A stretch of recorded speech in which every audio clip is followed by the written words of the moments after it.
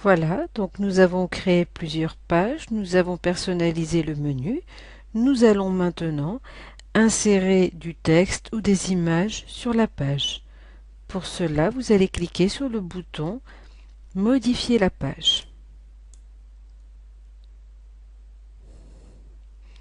Voilà, donc on peut taper du texte directement sur la page. Voilà.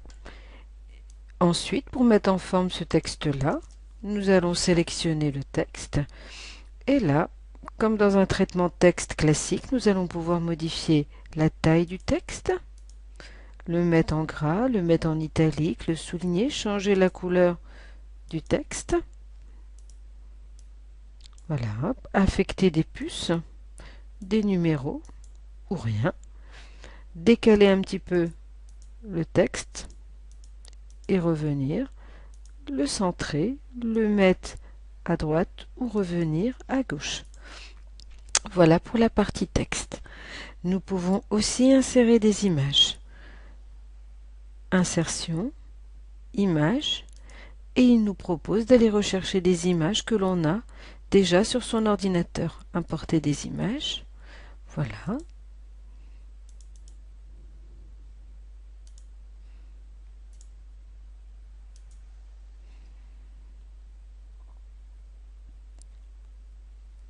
OK, l'image apparaît. Il est possible de modifier sa taille, la mettre en plus petite, en taille moyenne ou en grande. Nous allons choisir petite. Voilà.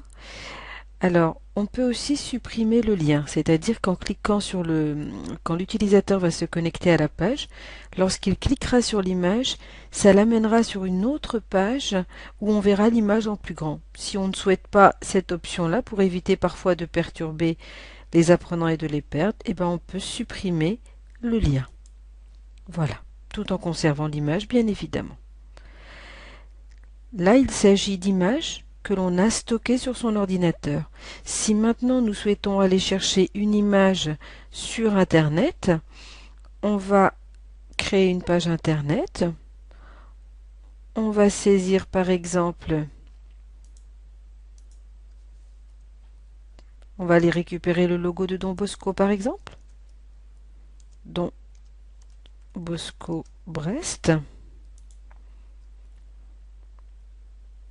Voilà, si je vais sur Images, on va voir si je tombe sur le logo. Voilà, le logo apparaît. Si je clique sur ce logo, il apparaît en plus grand.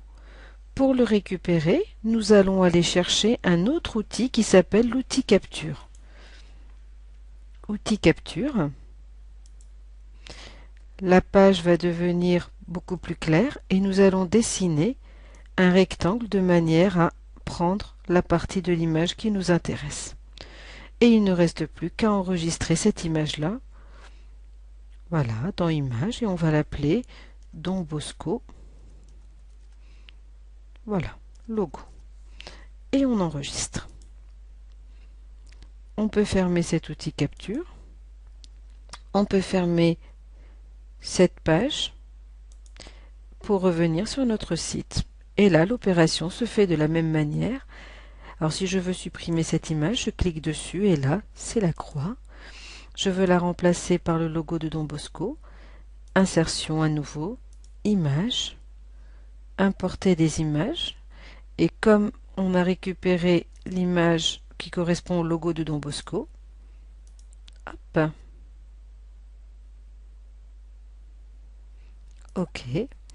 Et comme tout à l'heure, alors si nous souhaitons par exemple que cette image-là, en cliquant dessus, nous amène sur le site de Don Bosco, nous allons aller sur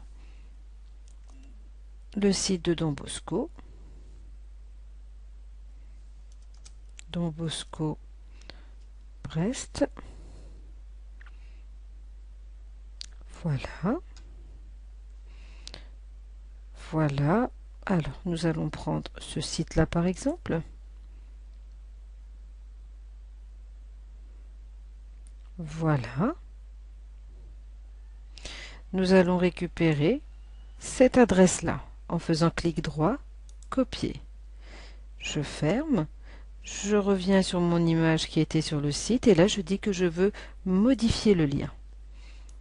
Je vais supprimer le lien qui est là, je vais coller l'adresse qui m'intéresse et je vais également cocher l'option ouvrir ce lien dans une nouvelle fenêtre. De cette manière-là, si l'utilisateur clique sur le logo de Don Bosco, le site de Don Bosco s'ouvre dans un onglet à côté ou sur une page à côté. OK, voilà. Et toujours, ne pas oublier bien évidemment d'enregistrer. En cliquant sur le logo de Don Bosco, on constate effectivement que sur un autre onglet, on accède au site de Don Bosco. C'est de cette manière-là que l'on crée les liens hypertextes. Voilà, si je ferme le site, je reviens directement sur ma page.